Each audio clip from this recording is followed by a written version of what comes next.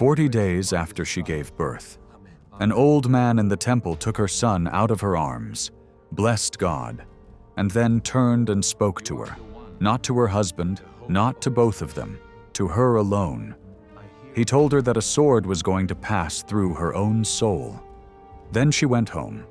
Home was a village of about 50 houses in the hills of Lower Galilee. So small it appears nowhere in the Hebrew scriptures, nowhere in the historian Josephus, and nowhere in the early rabbinic literature. And for the next 30 years in that village, she carried water up a path from a single spring and ground barley into flour before the sun came up. That is what this is about. Not what happened to her son. What happened to her in an ordinary house across 3 decades while she waited, already knowing. The Bible gives us almost none of it. Between the manger and the Jordan River, the entire New Testament preserves one afternoon. One when the boy was 12. So we are going to walk into that house using what can actually be shown. The stones that have been excavated, the archaeologists who excavated them, the laws that governed her kitchen, and the passages of Scripture almost nobody reads together. Before the sun clears the ridge, the village is already awake, and the first sound is stone. It comes from a courtyard 40 paces away, the low circular grinding of an upper millstone turning against a lower one. Barley going in whole and coming out coarse, a woman's shoulders working in a rhythm she learned before she could remember learning it. Somewhere behind you, a goat complains. The air smells of wood smoke that has not yet risen above the rooftops, and of animals brought in overnight, and of the dust that settles on everything in this country between the rains. There is no paved street. There is one spring. The settlement sits in a shallow basin about 350 meters above the sea, and it is so unimportant that when Luke needs to mention it, he has to explain to his readers where it is. A town in Galilee, he says, called Nazareth. He assumes they have never heard of it. Somewhere in this cluster of houses, a young woman is starting her day. She has a newborn. She will have at least 6 more children. And she has just been told, by a stranger in the temple, that this ends with a blade going through her. She has no idea when. She has no idea how. What she has is a house, a spring, a grinding stone, and 30 years. For most of the 20th century, we could not have described that house because we did not have one. Nazareth is one of the hardest sites in the world to excavate, for a simple reason. It never stopped being lived in. A modern city of roughly 78,000 people sits directly on top of the first-century village. You cannot open a trench through the middle of an occupied neighborhood. Everything we have was recovered in slivers, rescue digs ahead of construction, and the basements of religious buildings. For decades, that meant tombs. Burial caves from the early Roman period had been found around the edges of the ancient settlement, which told us people lived there and died there. But not one house, not one wall of an actual home from the years we care about. That changed in December of 2009. The Israel Antiquities Authority announced that a small excavation beside the Church of the Annunciation, directed by the archaeologist Yardenna Alexandre, had uncovered the first residential building ever found in Nazareth from the time of Jesus. Alexandre's own description is worth hearing exactly as she framed it.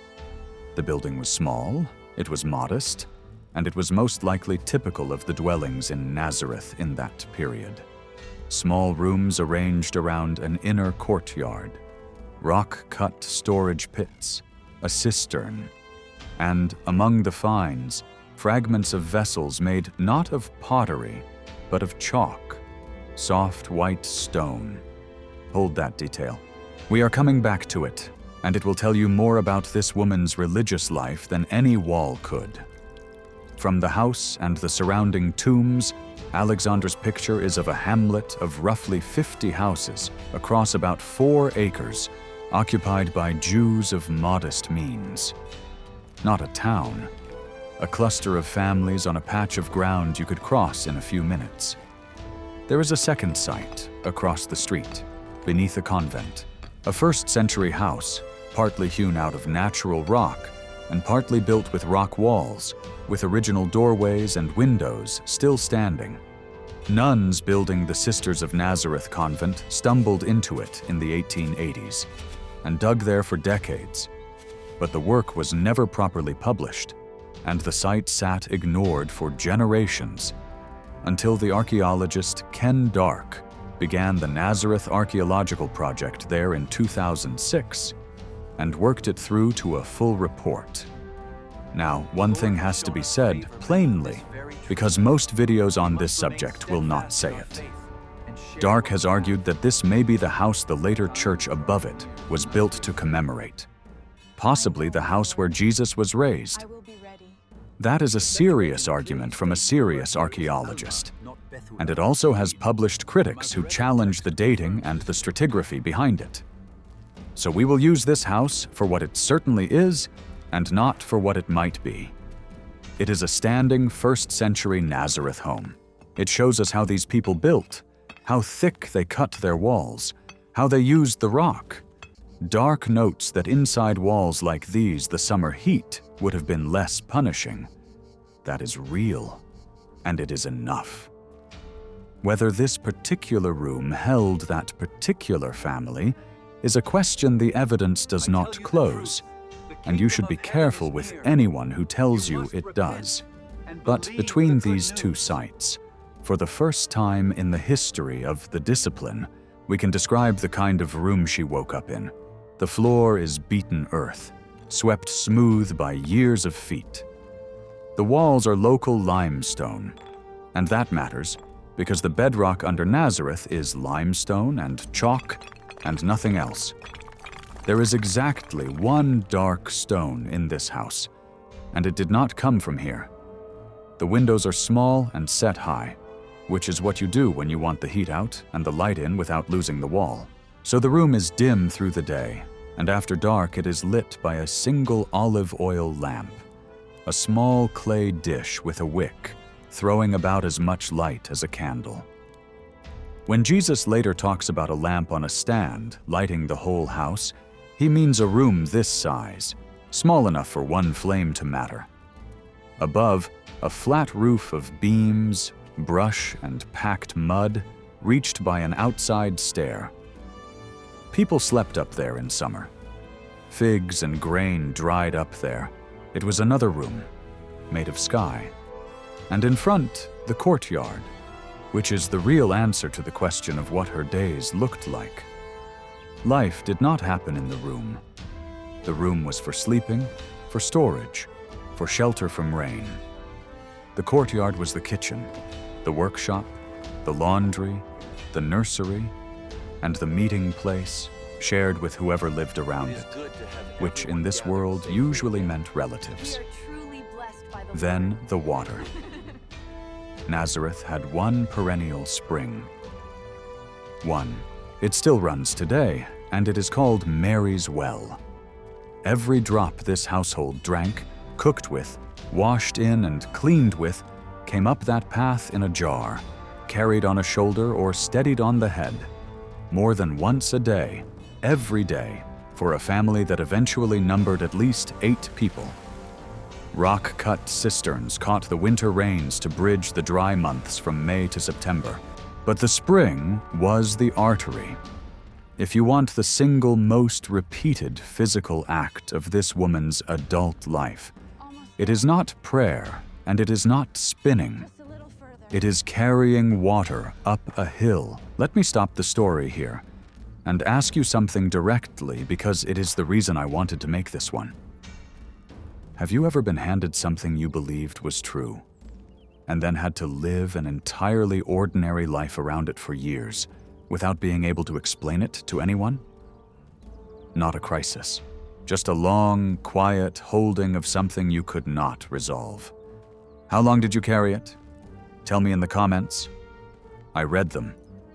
Now, the grain. Bread was ground fresh daily because flour does not keep in that heat. It was ground on a rotary quern. And here is the detail I promised you. Those grinding stones were basalt, dark volcanic rock, quarried around the Sea of Galilee and traded inland. There is no basalt in Nazareth's ground. That stone was bought or bartered and hauled across the hills. And it was probably one of the more valuable objects she owned. When Jesus later speaks of two women grinding together at the mill, he is not reaching for a metaphor. He is describing his mother's courtyard. The bread was more often barley than wheat, because barley was what poorer households could afford. Around it, olives, olive oil, lentils, chickpeas, onions, garlic, figs, and grapes in season, salted fish from the lake now and then, meat at festivals. Nothing excavated in this village suggests anything above subsistence. And the cloth, wool from local flocks, spun by hand on a spindle weighted with a small stone whorl, then woven upright on a loom. She clothed her entire household this way, thread by thread. Over years, the book of Proverbs, describing the ideal capable woman, lists exactly this work. Seeking out wool and flax, rising while it is still night to feed the household, putting her hands to the distaff and the spindle. That portrait is a poem and an ideal, not a record of a poor Galilean village, and we should not use it to make her richer than she was, but it names the labor correctly, and it names it from inside her own culture. The historian Carol Myers has done the closest work on what this kind of household labor actually meant for the women doing it. That grinding, spinning, and hauling water were not incidental chores, but the structural economy of the home, skilled and relentless. Her research centers on an earlier Israelite period than ours, and that difference has to be said out loud rather than quietly ignored. But a hand quern and a drop spindle did not change much across those centuries, and the analysis holds. Which brings us to the chalk. Among the pottery in Alexandre's Nazareth house were fragments of vessels carved from soft white chalkstone. In 2017, the Israel Antiquities Authority excavated a workshop where such vessels were made. A quarry cave at Reina, roughly halfway between Nazareth and Cana, directed by Yonatan Adler. Chisel marks across the walls, ceiling, and floor. Thousands of stone cores, the industrial waste left when mugs and bowls are turned on a lathe. Hundreds of unfinished vessels, cracked in production and thrown aside. Adler explained why the industry existed at all, and it is not about taste. Under Jewish ritual law, a pottery vessel that becomes impure has to be broken. Stone was held to be a material that could not contract impurity, so a household serious about purity bought stone. Yardenna Alexandre, who knows this region's Roman period material as well as anyone, noted that fragments of these vessels turn up in excavated houses at Kafr Kana, at Sepphoris, and at Nazareth itself. Sit with that. In the kitchen of a poor village family, someone chose to spend scarce resources on stone cups instead of cheaper clay ones because of a law about purity. This is not a household that was religious on the Sabbath. This is a household where the drinking vessels were a theological decision. And every single thing I have just described, the quern, the spindle, the stone cup, the path to the spring, was happening inside a woman who had already been told how it ended. It is time to say exactly what she was told. 40 days after the birth of a son, the law required a mother to come to the temple for purification and bring a lamb. Leviticus makes provision for a woman who cannot afford one. She may bring 2 birds instead. Luke records what this family brought: a pair of turtledoves or 2 young pigeons. That is not a devotional detail. That is scripture stating, in the technical language of the law, that they were poor. Whatever else you have heard about this family, that is the hardest economic fact about them in the New Testament, and it comes from the mercy clause of the law itself. While they were there, an old man named Simeon took the child and blessed God. Then he blessed both parents, and then he turned to Mary alone and told her that this child was set for the falling and the rising of many in Israel, and for a sign that would be spoken against, and that a sword would pierce her own soul. Notice where that sits. This is not the cross. This is day 40. She has barely begun. And she has been told, directly, by name, that this will go through her like a blade. There was a second witness in the room. Luke names her too. Anna, daughter of Phanuel, of the tribe of Asher, a widow of great age who did not leave the temple. 2 elderly strangers recognized this child instantly. The village that would watch him grow up for 30 years did not. Then Mary went home and ground barley. What filled those years was not revelation, it was repetition. We know the framework because it is written into the law that governed every observant household. Deuteronomy commands that these words be taught diligently to your children. When you sit in your house, and when you walk by the road, when you lie down, and when you rise, morning and evening, inside and outside. That is the closest thing we have to a description of what she did every day for 3 decades. She was the first voice that recited the scriptures of Israel to that child, in Aramaic, in a small dim room, long before he could read anything. And you can still hear her in the Greek Gospels. At moments of highest pressure, they break into Aramaic, when he takes a dead girl by the hand and tells her to get up, when he opens a deaf man's ears, when he prays using the intimate word for Father, when he cries out from the cross. Under strain, the language that surfaces is the one his mother used with him. Their accent, incidentally, was audibly provincial. Later, in Jerusalem, a servant girl picks Peter out of a crowd purely by how he speaks. Then there is the road. Luke says the parents went up to Jerusalem every year for the Passover. Read past that, and you miss 2 things. The first is the physical scale. Nazareth to Jerusalem is roughly 120 kilometers by the available routes. 3 to 5 days of walking each way, with children carrying provisions, sleeping rough or with relatives. Then the festival. Then the same road home. Every spring for decades. Add it up, and this woman walked the length of her country and back more times than most people in her village traveled in a lifetime. The second thing is easier to miss and more revealing. The law in Deuteronomy requires the men to appear before the Lord 3 times a year. The men. She was not obligated to go. She went anyway, every year. And the festival she was walking toward was itself built around a child's question.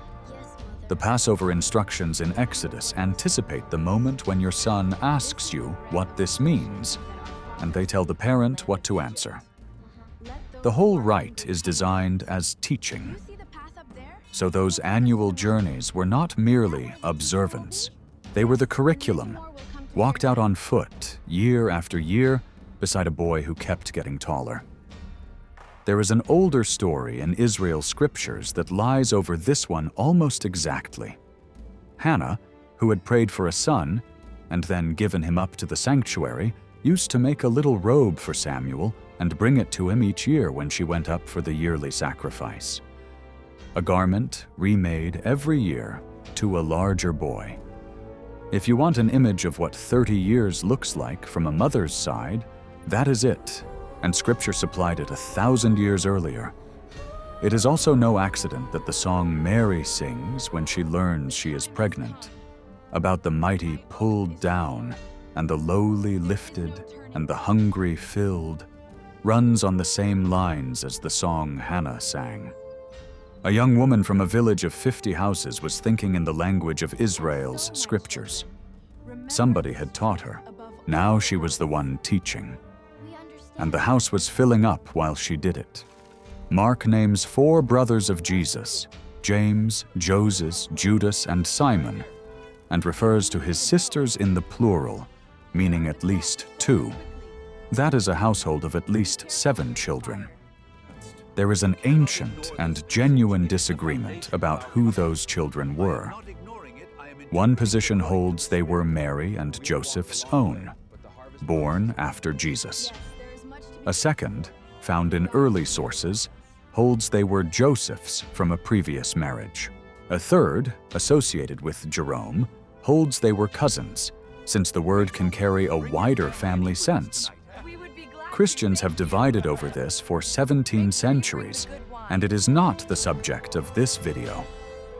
What every position agrees on is the practical reality, and the practical reality is hers. A full house, in a small stone building around a shared courtyard, on subsistence income, with one spring at the bottom of the path. And then, for one afternoon, the silence breaks. Luke says he was 12. The family had gone up for Passover as always, and on the return journey, traveling in a caravan of relatives and neighbors, where a boy could plausibly be with any of a dozen households, they realized he was not with them. They went back. They searched Jerusalem for 3 days. Stay on that. 3 days. A city swollen with pilgrims, and a poor Galilean couple looking for a 12-year-old. No ancient writer tells you what those 3 days were like. None needs to. They found him in the temple courts, sitting among the teachers, listening and asking questions, and everyone who heard him was astonished at his understanding. His mother's first words are not theological. She asks him why he has done this to them, and tells him that his father and she have been searching for him in distress. It is the most recognizably human sentence in the infancy narratives, and it is hers. His answer is the first recorded speech of Jesus in the New Testament, and it is a question back. Why were you looking for me? Did you not know where I had to be? And then Luke writes the line that governs everything in this video. His parents did not understand what he said to them. He does not soften it. He does not add that they worked it out later, or that she grasped it in the end. He states flatly that the 2 people closest to this child did not understand him. And then he tells us Jesus went back down to Nazareth and was obedient to them, and that his mother treasured all these things in her heart. The same phrase Luke used 12 years earlier at the birth. 12 years apart, the same sentence. She is still holding, still not understanding. There is one more thing about the age, and it needs a careful hand. In later Jewish tradition, 13 is the age associated with becoming responsible for the commandments. The ceremony most people picture when they hear that develops far later in the medieval period, and reading it back into a 1st century village is an anachronism, and the written source connecting 13 with the commandments was itself compiled around the year 200, long after this scene. With that said, honestly, the placement still lands. Luke puts this boy in the temple at 12, 1 year short of the threshold, already answering the teachers. And in that same scene, we see Joseph for the last time. He is there in Jerusalem. He is there on the road home. And after that, in all 4 Gospels, he never appears again. Not at the wedding in Cana, not once during the ministry, not at the cross, where Mary is present and her son makes arrangements for her care. Arrangements that make little sense if a husband were alive. When the people of Nazareth later ask who this man thinks he is, Mark records them calling him the son of Mary, which is an unusual way to name a man in that culture and has been read many different ways. The Bible never tells us Joseph died. It simply stops mentioning him. There is a later account, the Proto-Evangelium of James, written around the 2nd century, and never accepted as scripture by any major branch of the church, which tidies this up by making Joseph elderly from the start. Worth naming so you recognize it when you meet it, and worth setting aside, because it was written to answer a doctrinal question rather than to preserve a memory. What the evidence supports is harder.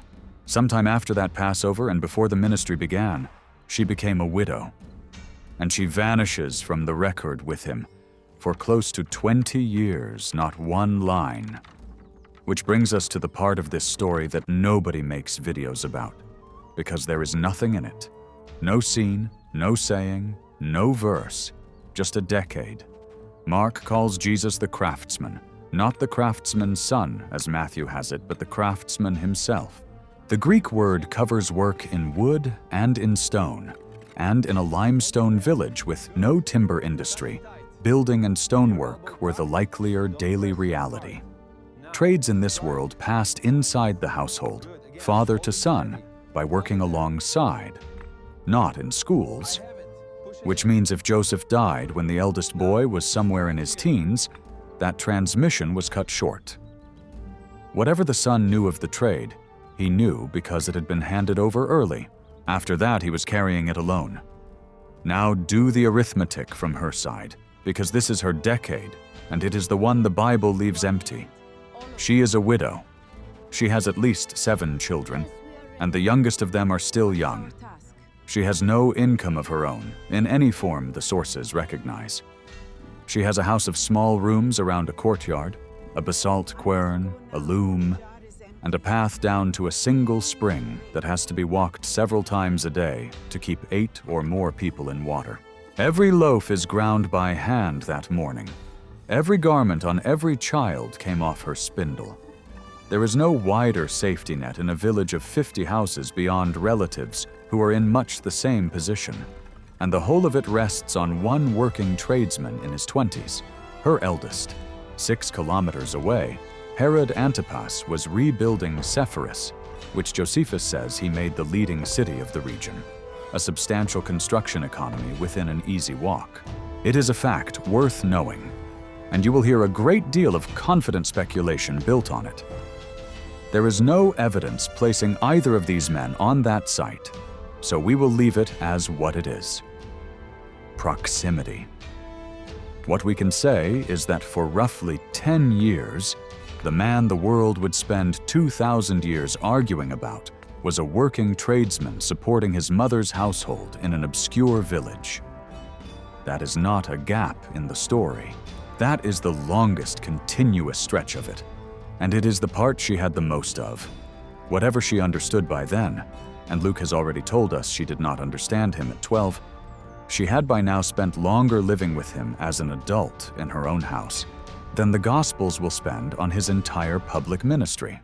Then Luke, introducing that ministry, says he was about 30 years old when he began. The word "about" is in the text, so we will keep it there. Then he left. We hear almost nothing of her after that, and what we do hear is not comfortable. At one point, Mark says his family went out to seize him because people were saying he was out of his mind. When they arrive and stand outside asking for him, he looks at the people sitting around him and redefines who his mother and brothers are. She was the one standing outside. But that is not the last word, because at a wedding in Cana, when the wine runs out, she turns to the servants and gives the final instruction the Gospels ever record from her mouth. Do whatever he tells you. 30 years of not fully understanding him. And that is where she lands. There is a pattern running underneath all of it, and the New Testament writers saw it clearly. Hannah's song became her song, a woman of no social standing announcing that God overturns the order of the world, and then living an entirely ordinary life while it happened. When the family fled to Egypt from Herod and later came back, Matthew reached for the prophet Hosea and the line about calling a son out of Egypt. Hosea was describing the nation of Israel coming out of slavery. Matthew applies it to one refugee family on a road with a toddler, the whole Exodus replayed at household scale, with her carrying him. The law's mercy clause, the provision for a mother too poor to bring a lamb, turns out to be the receipt for this family's poverty. The law itself made room for them. And the command from Deuteronomy to teach these words to your children when you sit at home and when you walk on the road was fulfilled in the most literal way in history by a woman with a spindle in her hands and flour on her arms. So what is left of it? Less than you would hope, more than you would expect. In the center of modern Nazareth, the Basilica of the Annunciation was completed in 1969, and it stands on a stack of convictions. Beneath it, a Crusader period church. Beneath that, a Byzantine church from roughly the 4th or 5th century, and beneath that, the grotto. Every generation built on what the one before it believed about that ground. Across the street, under the convent, the rock-cut 1st century house still stands with its doorways, with a cave church built beside it in the 4th century, and larger churches layered above. Whoever built that cave church thought this ground mattered enormously. Whether they were right about which house is precisely the question the evidence does not settle. On the terraced slopes inside the city, the Nazareth Village Project preserves a surveyed 1st century wine press, a watchtower, and agricultural terraces, the working landscape that fed a settlement this size. And then there is the spring. Water still comes out of the ground at Ein Mariam. The structure around it is Ottoman. A Greek Orthodox church stands over the source. The streets are modern, but the water is the same water.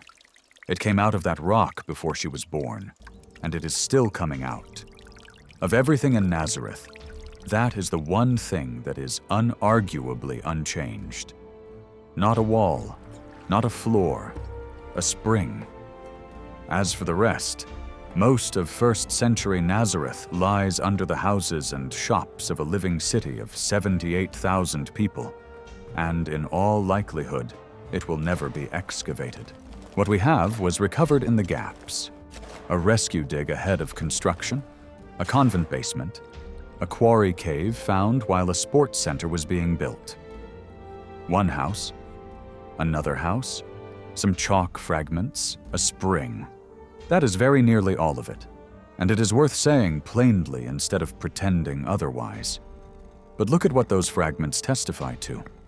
She ground her own grain on imported stone, carried her own water up a path from a single spring, spun the cloth her children wore, fed a household of at least 8 on barley and olives and lentils, bought stone cups instead of clay because of a law about purity, walked to Jerusalem every spring without being required to, recited the scriptures to her children morning and evening in Aramaic with a Galilean accent, buried her husband somewhere in the middle of it, and kept a house running while her eldest son worked stone to feed them all. And she did every bit of it having been told, on day 40, that a sword was going to go through her. Luke tells us twice, once at the beginning and once at the end of everything he records about those years, that she kept these things and turned them over in her heart. Between those 2 sentences, there are 30 years, and he gives us one afternoon. And in the middle of that afternoon, he writes, without apology, that she did not understand what her son said to her. That is not a portrait of a woman with perfect clarity. It is a portrait of someone holding something she could not resolve for a very long time and refusing to put it down. Later, in a crowd, a woman called out that his mother was blessed for having carried him, and he answered that the blessing belongs to those who hear God's word and keep it, which is, when you look at it, exactly what his mother had been doing in a small, dim room in a village of 50 houses for 3 decades before anyone was watching. Paul, writing years afterward and compressing the whole of it into one line, said only this, that when the time had fully come, God sent his Son, born of a woman, born under the law, born of a woman, not into a palace or a school or a temple, born into a courtyard with a grinding stone in it, and raised there by someone who got up before the light to make bread. If this was worth your time, subscribe. We reconstruct the 1st century here using the excavations, the sources, and the texts themselves. And we tell you plainly where the evidence stops. There is more of this coming. And if you know someone in the middle of a long stretch of ordinary years, carrying something they cannot explain to anyone, send them this one. Here is what I want to know from you. 30 years, and Luke tells us she did not understand him. So when do you think she finally did?